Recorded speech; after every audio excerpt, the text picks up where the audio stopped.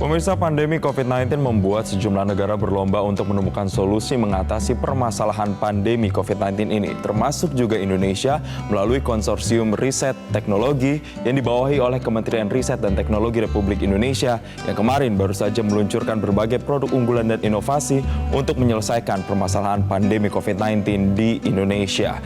Dan peluncuran produk-produk ini sendiri dilakukan kemarin dan langsung dilakukan oleh Presiden Joko Widodo bertepatan dengan Hari Kebangkitan Nasional.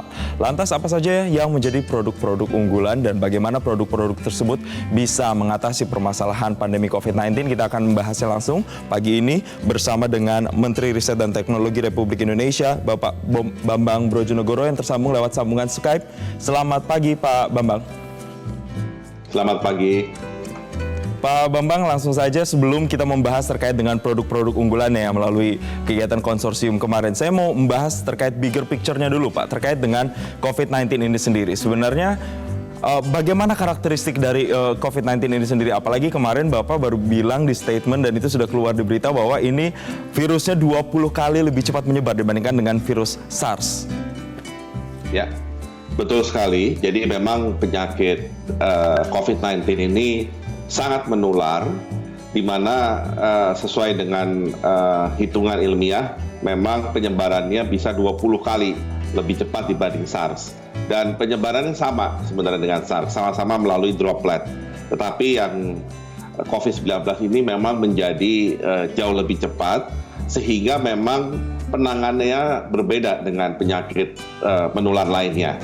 Karena ini adalah droplet dari manusia yang kemudian bisa menular ke manusia lain, maka wajar kemudian ada yang namanya distancing, kemudian pakai masker, ya, kemudian selalu cuci tangan, karena kita ingin agar kecepatan penyebaran itu bisa dinetralkan, ya, sekaligus ya syukur-syukur bisa dicegah.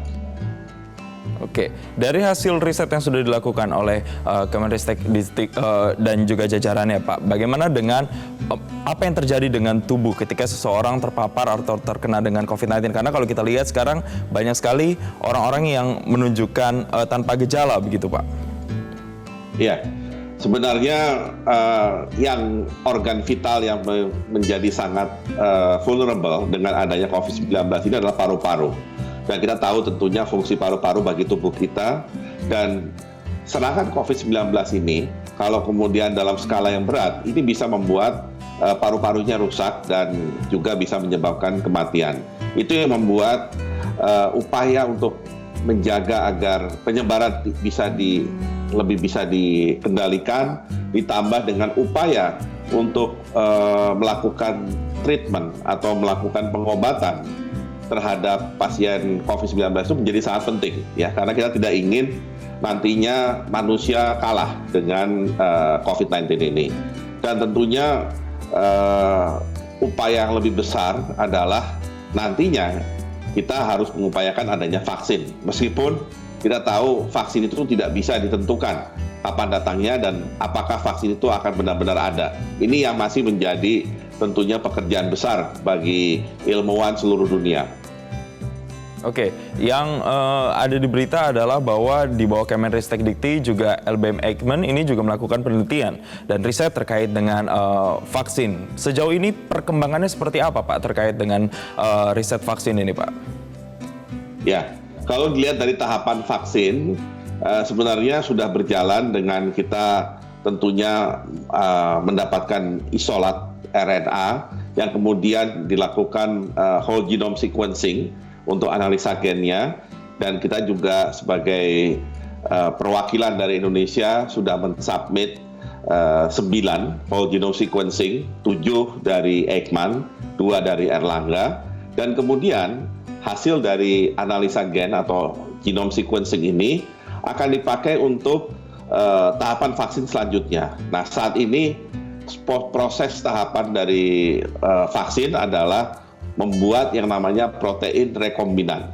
Ya, tentunya masih panjang ya jalannya untuk sampai kepada nanti uji ke hewan, kemudian uji ke manusia. Itu pun uji ke manusianya tentunya harus cukup besar, cukup banyak, sampai kemudian kita yakin sudah mendapatkan prototipe vaksin yang sesuai untuk siap diproduksi secara massal. Oke, Pak Bambang tadi menyatakan bahwa untuk proses uji klinis terhadap vaksin ini membutuhkan waktu yang cukup panjang. Kalau kita ambil rentang waktu, Pak, kira-kira ada target khususkah kapan penelitian atau riset terkait vaksin ini bisa keluar dan akhirnya nanti bisa digunakan oleh masyarakat, Pak?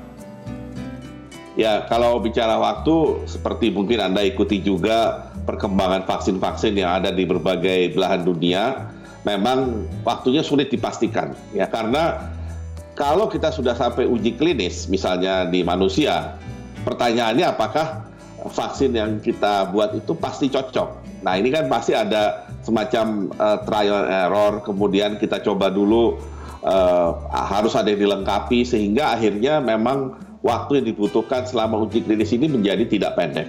Ya. Dan satu lagi, barangkali yang perlu diketahui, dari begitu banyak penyakit menular di dunia, belum semua ada vaksinnya, bahkan sampai hari ini.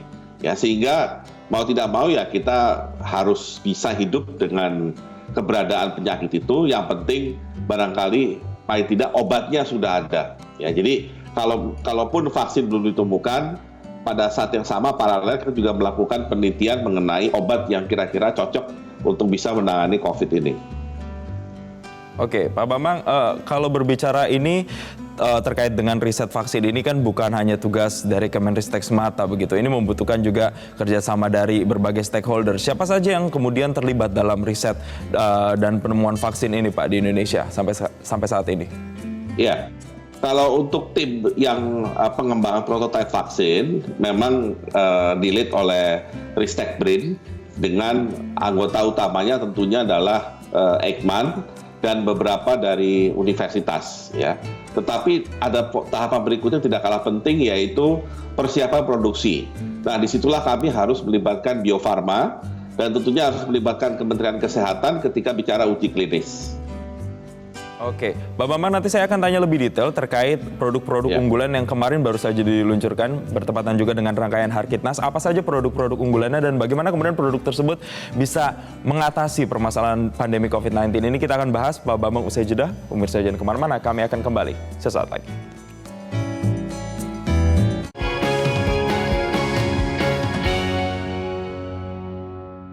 Didukung oleh Melalui konsorsium riset teknologi di bawah Kementerian Riset dan Teknologi Republik Indonesia, produk-produk unggulan kemarin baru saja diluncurkan dan langsung dilakukan juga oleh Presiden Joko Widodo. Bagaimana kemudian produk-produk ini bisa mengatasi atau membantu mengatasi permasalahan pandemi COVID-19? Saya mau kembali lagi ke Pak Bambang. Pak, kemarin baru saja diluncurkan dan dilakukan juga oleh Pak Jokowi. Ini kalau boleh diceritakan ke masyarakat, apa saja sih sebenarnya produk-produk yang kemarin diluncurkan ini, Pak?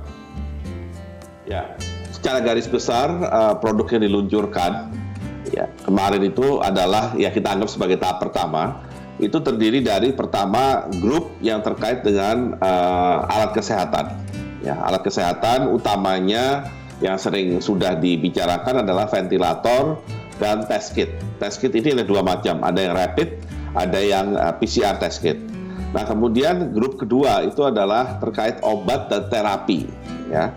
Nah, obat dan terapi ini yang menjadi highlight adalah terapi plasma konvalesen yang saat ini sudah mulai dilakukan di beberapa rumah sakit, ditambah dengan obat atau suplemen berbasis herbal yang kita sebut sebagai imunomodulator. Nah, yang ketiga itu adalah alat pendukung untuk kesehatan, ya, untuk treatment.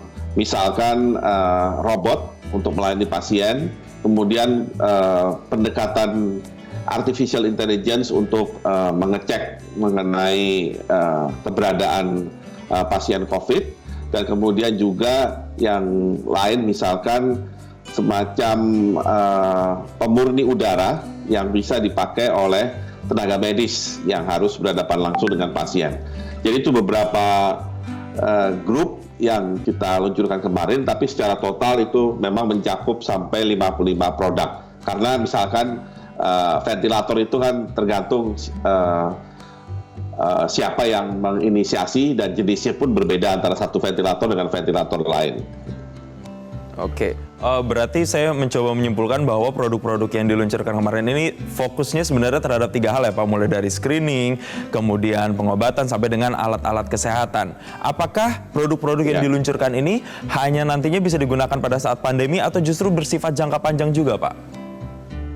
Tentunya kita menginginkan produk-produk ini tidak hanya untuk pandemik, ya. Kita meluncurkannya pada masa pandemik sebagai inovasi karena momennya memang dibutuhkan, ya. Kita memang kekurangan ventilator, kita kekurangan atau membutuhkan lebih banyak rapid test kit, demikian juga PCR test kit, dan juga kebutuhan untuk suplemen, obat, dan terapi. Nah, karenanya kita menginginkan selain pandemik ini, terutama untuk alat kesehatan juga bisa dipergunakan pada masa kalau nantinya pandemik ini selesai, dan untuk tentunya melahirkan ya industri alat kesehatan yang berasal dari Indonesia. Ya, kalau tidak kita akan selamanya bergantung kepada impor baik alat kesehatan maupun bahan baku obat.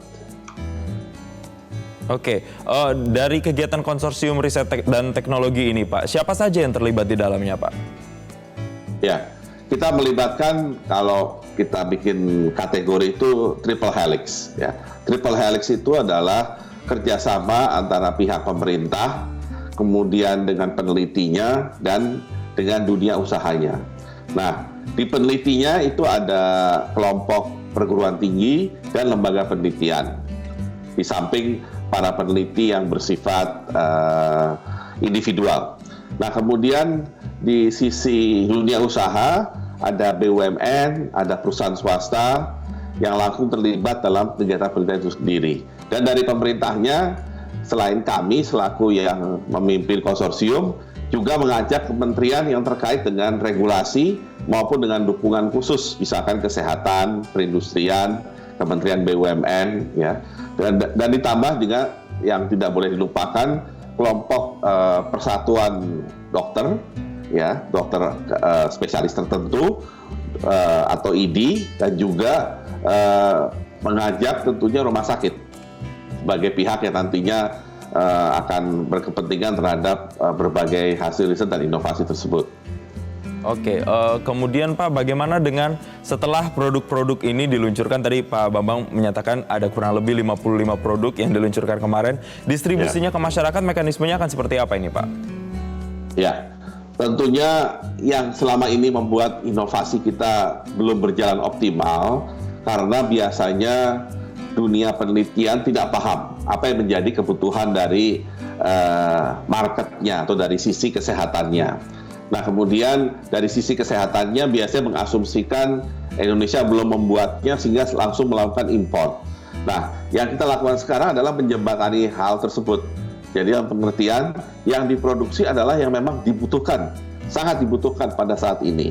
Sedangkan sisi kesehatannya kita selalu ingatkan bahwa putra-putri bangsa ini melalui inovasinya bisa menghasilkan. Nah, dengan ini maka otomatis mekanisme inovasi bisa berjalan, dan nantinya produk ini tentunya akan tersedia secara luas, ya, baik melalui pengadaan langsung oleh Kementerian Kesehatan atau gugus tugas, dan juga melalui pengadaan langsung oleh rumah sakit ataupun oleh misalkan yayasan atau filantropi swasta yang hari-hari ini sangat aktif, ya, untuk memberikan dukungan dalam penanganan COVID-19. Jadi nantinya produk-produk itu akan disalurkan melalui mekanisme seperti itu.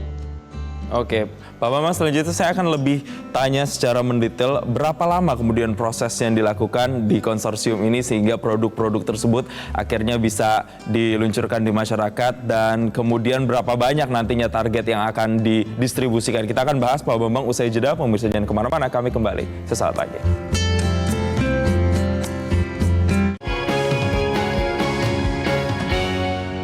Terima kasih Anda masih bersama kami. Saya mau langsung kembali lagi ke Pak Bambang. Pak, menyambung pertanyaan saya tadi sebelum jeda Pak. Dari kegiatan konsorsium riset dan teknologi ini sendiri butuh waktu berapa lama untuk kemudian bisa menghasilkan dan kemarin meluncurkan kurang lebih sekitar 55 produk unggulan untuk menghadapi pandemi COVID-19 ini Pak?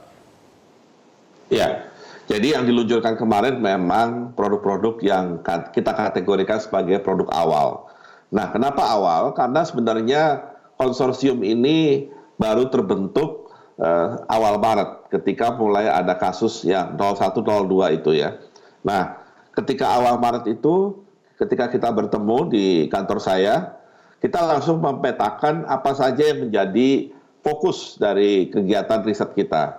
Dan ternyata dengan memperhatikan apa yang menjadi kebutuhan di dalam penanganan kesehatannya dan apa yang menjadi istilahnya kelebihan atau spesialisasi dari para peneliti kita, maka yang diluncurkan tanggal 20 Mei kemarin adalah yang memang merupakan prioritas, yaitu misalkan ventilator, kemudian dan test kit, kalau saya ambil contoh dari alat kesehatan. Dan yang membuat saya kagum adalah karena awal Maret itu kan sampai awal Mei atau pertengahan Mei itu cuma 2,5 bulan. Dan mereka membangunnya, terutama ventilator dan juga test kit itu dari nol. Ya, artinya Indonesia selama ini tidak punya pengalaman membuat ventilator sendiri. Jadi artinya ketika bulan Maret itu mereka memutuskan kita akan kembangkan ventilator, mereka memang memulainya dari nol, mempelajarinya dari awal, sampai kemudian menjadi prototipe yang kemudian lolos uji dan kemudian saat ini siap untuk diproduksi dalam jumlah besar. Jadi kesimpulannya para peneliti dan perekayasa dan dosen yang ada di Indonesia ini sebenarnya luar biasa, ya, luar biasa kemampuan dan kreativitasnya. Karena dalam waktu yang begitu singkat mereka bisa keluar dengan produk-produk yang dibutuhkan pada hari ini. Oke, ini menarik ketika tadi Pak Bambang bilang produksi yang cukup besar. Saya mau tanya terkait dengan jumlah begitu atau target Pak. Kira-kira untuk pemasarannya sendiri ada target khususkah berapa banyak yang akan dipasarkan untuk produk-produk ini Pak? Iya. Mungkin kalau saya spesifik pada alat kesehatan, ya misalkan untuk ventilator tentunya kita akan mengacu kepada kebutuhan nasional yang tentunya bisa diidentifikasi oleh Kementerian Kesehatan. Dari data yang kita terima katakan minggu lalu, minimal ada kebutuhan 1.700 unit ventilator. Nah, kalau Anda tanya, sanggup nggak kita memenuhi paling tidak 1.700 itu? Kalau time frame-nya itu adalah bulan depan, kami bisa katakan sanggup. Kenapa? Karena kapasitas produksi, setelah kami cek pada mitra industri, baik BUMN maupun swasta, kapasitas produksinya antara 100 sampai 300 unit per minggu per pabrik. Ya. Jadi kalau ada beberapa produk ventilator dengan beberapa pabrik, maka dalam waktu 1 bulan ke depan, sebagian besar kebutuhan ventilator di Indonesia dapat dipenuhi. Baik ventilator yang bersifat portable, yang CPAP, maupun yang diperlukan untuk ruang emergency, ya, ambulans, bahkan juga sekarang sudah dikembangkan yang untuk ICU. Jadi saya melihat kapasitas produksi kita mencukupi. Untuk PCR test kit tentunya disesuaikan dengan kebutuhan lab yang melakukan pengujian PCR di seluruh Indonesia. Dan kebetulan kapasitas produksinya sudah bisa 50 sampai 100 ribu unit per bulan. Ya, jadi harusnya itu bisa mengejar. Demikian juga rapid test. Ya. Rapid test saya yakin dalam kondisi nanti kita harus menghadapi new normal, ya, bagaimana kita bisa hidup dengan COVID-19 sampai nanti vaksin ditemukan, maka mau tidak mau rapid test akan menjadi kebutuhan. Dan kita sudah siap untuk memproduksi rapid test dalam jumlah yang skala besar 50 sampai 100 ribu unit per bulan. Oke, artinya ada optimistis untuk memproduksi itu secara massal di masyarakat. Pak, bagaimana dengan produk-produk unggulannya? Dari 55 produk unggulan yang sudah diluncurkan kemarin, sudah ada 9 produk unggulan yang kemudian sudah ditinjau langsung juga katanya oleh Presiden Joko Widodo. Ini apa saja Pak produknya? Ya, kalau bisa saya list, tadi sudah beberapa saya sebutkan, itu ada beberapa ventilator ya yang masuk ke situ, terutama ventilator yang sudah melalui uji alat dan uji klinis, baik yang dibuat oleh BPPT, ITB, UI, UGM, dan satu perusahaan swasta PT Dharma. Kemudian ada rapid test kit yang dikembangkan oleh BPPT bersama UGM dan Unair. Ini juga tahapannya sedang uji validasi. Ya, ini termasuk produk unggulan karena menjadi rapid test pertama yang dihasilkan oleh Indonesia. Kemudian PCR test kit ya, yang juga diinisiasi oleh BPPT bersama PT Bio Farma dan startup Nusantik. Nah, selain itu juga ada plasma convalescent ya untuk terapi pasien COVID-19 dengan menggunakan plasma darah yang berasal dari pasien yang sudah sembuh dari COVID-19. Kemudian ada robot Raisa yang bersifat melayani pasien, ya, jadi menggantikan fungsi tenaga kesehatan dalam melayani pasien. Nah, kemudian juga ada yang juga tidak kalah penting, mobile lab, ya. Jadi kalau untuk menguji PCR itu dibutuhkan laboratorium dengan tingkat safety namanya BSL-2, Biosafety Lab 2. Biosafety Lab 2 ini yang kemudian dibuat dalam bentuk mobile dengan kontainer sehingga bisa dipindahkan tempatnya. Nah, ini sudah dihasilkan, sudah mulai dipakai di Rumah Sakit Ridwan Meraksa di Jakarta, ya. Dan ini tentunya akan sangat membantu upaya untuk mempercepat atau memperbanyak swab test atau PCR test yang memang dibutuhkan dalam penanganan COVID-19. Dan yang terakhir mungkin itu adalah air purifying respirator, sehingga para tenaga kesehatan di rumah sakit tidak usah khawatir dengan kondisi sirkulasi udara di rumah sakit, tapi mereka bisa mendapatkan fresh oksigen yang dihasilkan dari alat tersebut. Baik, terima kasih Pak Bambang Brojonegoro sudah berbagi bersama kami. Kita doakan semoga dengan adanya produk-produk ini bisa mengurangi ketergantungan Indonesia terhadap impor dari luar negeri dan bisa menghadapi pandemi COVID-19 ini dengan produk-produk unggulan dalam negeri. Apalagi terkait juga dengan peluncuran dilakukan di Harkitnas yang semoga ini juga bisa menjadi kebangkitan inovasi untuk Indonesia. Sekali lagi terima kasih Pak Bambang Brojonegoro sudah berbagi bersama kami. Dan pemirsa, jangan kemana-mana, saat lagi Selamat Pagi Indonesia masih akan kembali dengan berbagai informasi untuk Anda.